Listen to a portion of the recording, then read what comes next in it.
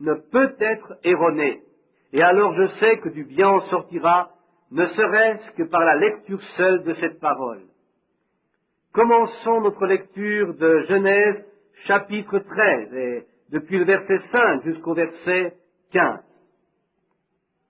Lot, qui voyageait avec Abraham, avait aussi des brebis, des bœufs, des tentes. Et la contrée était insuffisante pour qu'ils demeurassent ensemble, car leurs biens étaient si considérables qu'ils ne pouvaient demeurer ensemble. Il y eut querelle entre les bergers du troupeau d'Abraham et les bergers des troupeaux de Lot. Les Cananéens et les Phéréziens habitaient alors dans le pays. Abraham dit à Lot qu'il n'y ait point, je te prie, de dispute entre toi et moi, ni entre tes bergers et mes bergers, car nous sommes frères. Tout le pays n'est-il pas devant toi? Sépare-toi donc de moi. Si tu vas à gauche, j'irai à droite. Si tu vas à droite, j'irai à gauche. Lot leva les yeux et vit toute la plaine du Jourdain qui était entièrement arrosée. Avant que l'Éternel eût détruit Sodome et Gomorrhe, c'était jusqu'à Tsoar, comme un jardin de l'Éternel, comme le pays d'Égypte. Lot choisit pour lui toute la plaine du Jourdain, et il s'avança vers l'Orient. C'est ainsi qu'ils se séparèrent l'un de l'autre. Abraham habita dans le pays de Canaan, et Lot habita dans les villes de la plaine, et dressa ses tentes jusqu'à Sodome. Les gens de Sodome étaient méchants et de grands pécheurs contre l'Éternel. L'Éternel dit à Abraham, après que Lot se fut séparé de lui, « Lève les yeux, et du lieu d'où tu es, regarde vers le nord et le midi, vers l'Orient et l'Occident, car tout le pays que tu vois, je le donnerai à toi et à ta postérité pour toujours. » Nous voyons là que la pensée de la parole de Dieu était dans une séparation totale. Nous savons cela pour la simple raison que la lecture de la parole nous le révèle. Maintenant, suivant Genèse chapitre 1, verset 3, au commencement, nous constatons qu'il y avait des ténèbres sur la terre. L'Esprit de Dieu se mouvait au-dessus des eaux et dit que la lumière soit, et la lumière fut. Dieu vit que la lumière était bonne, et Dieu sépara la lumière d'avec les ténèbres. Ainsi, dès le commencement, la parole de Dieu commença à séparer la lumière d'avec les ténèbres. Et il en est encore de même aujourd'hui. Hier soir, j'ai parlé de Jésus lorsqu'il avait seulement 12 ans. J'ai parlé de l'erreur commise par sa mère, dont certains disent qu'elle est la mère de Dieu. Quand elle dit à Jésus, lorsqu'il avait seulement 12 ans, elle lui dit dans le temple de Jérusalem, « Mon enfant, pourquoi tu agis de la sorte avec nous? Voici ton père et moi, nous te cherchions avec angoisse. » Aussitôt, lui qui était la parole répondit, « Ne saviez-vous pas qu'il faut que je m'occupe des affaires de mon père? » Voyez-vous, elle disait qu'il était le fils de Joseph, mais il ne l'était pas. S'il l'avait été réellement, il n'aurait pas quitté Joseph. Il serait resté auprès de lui, mais il était avec le père, et il s'occupait de ses affaires. Ainsi, la parole est toujours corrective, est toujours exacte, et toujours elle corrigera ce qui est erroné. Quand l'Esprit de Dieu se manifesta en disant que la lumière soit, il sépara la lumière d'avec les ténèbres, et depuis lors il continue de le faire. Au commencement, c'est encore la parole de Dieu qui sépara l'eau d'avec le continent. Il avait une raison pour agir ainsi. Dieu ne dit jamais un seul mot sans qu'il ait une raison spéciale pour le prononcer. Il ne ressemble ni à vous, ni spécialement à moi, qui proférons tant de paroles futiles. Toute parole que Dieu prononce a toujours une signification bien définie, et toute chose qu'il entreprend sera réalisée par sa parole. Tout ce que Dieu décide de faire, il l'exécute. Si Dieu dit que la lumière soit, sans que la lumière se produise aussitôt, cela signifie tout simplement que ce n'est pas Dieu qui a prononcé ces paroles. Voyez-vous? Quand Dieu dit quelque chose, il doit le manifester. Quand la parole de Dieu a été une parole confirmée, certifiée, alors la lumière vient. La parole elle-même n'est pas lumière, à moins qu'elle soit une lumière confirmée. Si Dieu dit que la lumière soit et qu'il n'y ait pas de lumière, alors il ne s'agit pas de la parole de Dieu. Mais si aussitôt la lumière brille sur la terre, cela prouve que la parole était bien confirmée, conforme à la pensée de Dieu. Aujourd'hui, si Dieu a fait une promesse, quand cette promesse est confirmée, alors la lumière jaillit. C'est la lumière de ce jour, quand la parole pour leur présente est une parole confirmée, authentique, d'origine, véritable. Ainsi, Dieu allait créer sur la terre de la végétation, des hommes. C'est pourquoi il parla, et il sépara les eaux qui sont au-dessous de l'étendue d'avec les eaux qui sont au-dessus de l'étendue. Genèse chapitre 1, verset 7. Et dans la Genèse, il sépara également la vie d'avec la mort. Si nous croyons la parole de Dieu, elle est alors la parole de vie. Mais si nous doutons de la parole de Dieu, c'est pour nous la mort. Car Dieu a parlé, qui peut le contredire?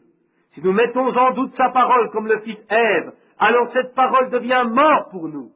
Parce qu'Ève a mis en doute une toute petite parole de la parole de Dieu, parce qu'elle n'y a pas cru, voyez le résultat actuel, la mort pour tous. Heureusement que dans sa miséricorde pour nous, Dieu a accepté la mort expiatoire d'un substitut pour notre rachat. Dans le jardin d'Éden, Dieu a également séparé la vie d'avec la mort. C'est par sa parole qu'il le fit. Aujourd'hui, il agit de même. Alors que nous sommes en pleine ténèbres, ténèbres sur le monde, sur le peuple, au milieu de toute cette confusion, il prononce encore sa parole de vie pour ceux qui veulent la croire. Jésus a toujours parlé de séparation. Nous constatons que la dernière prédication qui a été prêchée à la race humaine, avant le jour de sa comparution devant la présence de Dieu, concerne une séparation finale, définitive. Il y aura la séparation des brebis d'avec les boucs. Dieu continuera toujours à séparer. Séparer, c'est ce qu'il fait ce soir. C'est ce qu'il a toujours fait. Vous pouvez vous en rendre compte. Dans chaque réunion, il sépare la foi de l'incrédulité. Il parle clairement, il se révèle à ceux qui croient en lui, qui lui font confiance. Et au 6e chapitre des Nombres, il est parlé du vœu de Naziréa.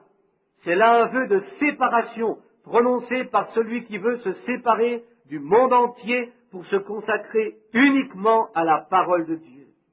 Nous voyons que Samson était engagé devant Dieu par un vœu de Naziréa. Et il était séparé des choses de ce monde par un signe. Celui-ci consistait à porter des cheveux longs avec 7 traits. C'était là un signe de séparation, indiquant que Dieu l'avait appelé dans un but bien défini. Je ne veux pas m'étendre sur ce sujet, car je vous ai promis de ne pas parler que quelques minutes. Mais voyez-vous, aujourd'hui, à la vue de nos sœurs qui portent de longs cheveux, comme du reste la Bible l'enseigne, je pense que c'est là un signe de Naziréa, par lequel elles veulent suivre le Seigneur. Je sais que ma remarque tombera à plat, mais pour moi, j'y vois comme un essai pour ces sœurs de vouloir ainsi manifester le désir d'obéir à un ordre de Dieu. Le monde trouvera toujours à critiquer, à rire ou à se moquer de quiconque désire se séparer complètement des vaines choses de ce siècle pour se consacrer uniquement aux choses et à l'appel de Dieu. Celui-là obéira à la parole, parce que la parole le met en dehors du monde. Je sais qu'il sera critiqué, car s'il ne l'est pas, cela prouvera que quelque chose ne va pas. Le monde reconnaît parfaitement les siens, ceux qui lui appartiennent. Rappelez-vous une chose, si l'on nous critique au sujet de la parole de Dieu, cela prouvera seulement notre propre séparation du monde pour être un vrai chrétien, pour agir et vivre en conséquence, en obéissant à chaque commandement de Dieu. Il s'agira, comme pour le vœu de Naziréa, d'un appel de Dieu pour vous séparer des choses de ce monde. Je suis certain ce soir que chaque homme ou chaque femme, chaque garçon, chaque fille qui est né de l'Esprit de Dieu est un Naziréen consacré à Dieu, parce qu'il y a une séparation absolue entre le monde et chacun d'eux, quoi que puissent dire les gens. Vous vivez ici dans cette ville où il y a de grandes écoles. Nous constatons que notre pays aspire à un standard plus élevé de l'instruction. Cela est parfait. Il n'y a rien à redire à cela. Mais cette instruction ne vous apportera pas le salut. L'homme de science peut écraser un grain de blé et déterminer le nombre de composants chimiques qu'il contient, mais il est incapable de déceler la vie qu'il renferme en lui. L'instruction vous permettra d'apprendre les mathématiques, l'histoire ou toute autre matière, mais elle ne peut vous apporter la vie. Dieu connaît le moyen de vous apporter la vie. Vous la possédez quand vous serez prêt à vous séparer de toutes ces choses du monde, de tous les soucis de ce monde, pour vous cramponner aux promesses de la parole de Dieu. Paul était un naziréen consacré au Seigneur. Il se sépara de son église orthodoxe pour choisir la parole du Dieu vivant. Aaron fut également un naziréen attaché au Seigneur. Il se sépara de ses frères pour porter les 12 pierres gravées du pectoral de souverain sacrificateur. Une totale séparation est indispensable. Nous devons être enracinés en Dieu et il nous est alors impossible de retourner dans le monde avec lequel nous n'avons plus rien à faire. Jésus cherche une épouse, une femme, une église, complètement séparée des choses du monde, des soucis du monde. Elle est séparée des modes de cet âge moderne dans lequel nous vivons. Elle est séparée des rites et des traditions des églises. Elle est rattachée uniquement à Dieu. Et Dieu est la parole. Comme l'épouse et sa femme sont un, ainsi l'épouse et la parole deviennent un, car la parole vit au travers de l'épouse. Voilà leur lettre de créance. Voilà son identification. Si je possédais des titres ou des diplômes délivrés par telle ou telle grande école, ils constitueraient mon attestation des lettres de créance valables dans le monde. Mais le seul témoignage que possède le véritable croyant, c'est la parole de Dieu qui vit en lui, démontrant ainsi que Jésus-Christ vit réellement ce croyant. Il est un naziréen séparé du monde pour se consacrer entièrement dans le Seigneur, pour l'amour de sa parole. Dans Hébreux chapitre 4, verset 12, il est écrit que la parole de Dieu est vivante, efficace, plus tranchante qu'une quelconque épée à 2 tranchants, pénétrant jusqu'à séparer, partager âme et esprit, jointure et moelle. Elle juge les sentiments et les pensées du cœur. Voilà pourquoi Jésus peut vous pénétrer et déceler quelles sont vos pensées. Il est la parole. Le premier Adam, qui fut créé dans le monde, se sépara de la parole pour suivre sa femme. S'il avait voulu, il aurait pu se séparer de sa femme pour rester fidèle à la parole, mais il préféra sa femme à la parole. C'est exactement l'attitude du monde charnel, des églises actuelles. Ils préfèrent se séparer eux-mêmes des véritables paroles de vie pour se conformer au credo des dénominations. Ève posa cette question à Satan au sujet de la parole de Dieu. Punira-t-il ou non? Ève préféra croire Satan plutôt que la parole de Dieu. Et nous voyons le résultat. Aujourd'hui, l'Église pose la question suivante au sujet de la parole. Est-il le même aujourd'hui, en parlant de Jésus? Vit-il encore dans son Église?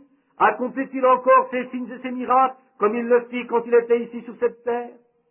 Pourtant, dans Jean 14, 12, la promesse est formelle. Jésus dit, en vérité, je vous le dis, celui qui croit en moi fera aussi les œuvres que je fais, et il en fera de plus grandes, parce que je m'en vais au Père. Le jour de son ascension, Jésus n'a-t-il pas dit dans Marc 16, 17, « Voici les miracles qui accompagneront ceux qui auront cru » Les gens aujourd'hui se posent cette question. Jésus pense-t-il vraiment à cela? Si vous acceptez ce que dit l'Église, le pense-t-il vraiment? C'est une parole de doute. Alors vous vous mettez dans les mêmes conditions qui furent celles d'Adam. Vous suivez l'opinion de l'Église du monde et vous vous séparez vous-même des bénédictions que Dieu a promises à tout croyant qui se séparerait lui-même du monde pour suivre uniquement la parole. Ceci est la vérité. Nous avons ce privilège de vivre en ces jours où Dieu a décidé de faire connaître certaines choses à cette génération. Au travers de chaque âge, cela s'est produit ainsi. Lors de ces révélations, certains se demandent comment cela pourrait-il se produire. Les professeurs avaient là-dessus leurs idées personnelles, mais dans tous ces âges, Dieu a toujours envoyé son prophète. La parole de Dieu est donnée au prophète, par lequel la parole confirmée vient à chaque génération. Tous les prophètes sont toujours des Naziréens séparés de toutes les choses du monde. pour obéir à la parole de Dieu. Rappelez-vous ce que disaient Pierre et Jean. Devons-nous obéir aux hommes ou à Dieu quand on les interrogeait au sujet de l'expérience de la Pentecôte? Le premier Adam s'est séparé de la parole pour suivre sa femme. Quel type parfait de ces chrétiens de nom qui, étant charnels, préfèrent la tradition des hommes plutôt que la parole de Dieu. Le chrétien charnel se sépare de la parole pour suivre ce que son Église lui dit. Mais quand le second Adam vint au monde, il était un naziréen pour la parole de Dieu. Il était séparé du monde pour être fidèle à la seule parole. Et dans Hébreux chapitre 7, verset 26, il nous est dit que les anciens sacrificateurs étaient mortels, mais que Jésus était saint et séparé des pécheurs. Le péché, c'est l'incrédulité. En Jésus, il n'existait aucune incrédulité. Quand il était sur cette terre, il pouvait dire « Qui peut me convaincre de péché ?» Le péché, c'est l'incrédulité. Si je n'ai pas fait exactement tout ce qui était prophétisé pour cet âge, si je n'ai pas rempli les obligations que le Messie devait accomplir, alors ne croyez pas en moi, sondez les Écritures, car en elles vous savez que vous avez la vie éternelle. Ce sont elles qui ont parlé de moi, qui témoignent de moi. Depuis le jardin d'Éden, il a été prophétisé qu'un sauveur viendrait dans ce monde. Les prophètes ont annoncé qu'il naîtrait d'une vierge. Comment on l'appellerait du nom d'Emmanuel, qu'il serait le conseiller, le prince de paix, le Dieu puissant. Voilà ce dont on l'accuse, de se faire Dieu lui-même. Il était Dieu, il était le prince de paix, le Dieu puissant et le Père éternel. Il n'existe pas d'autre Père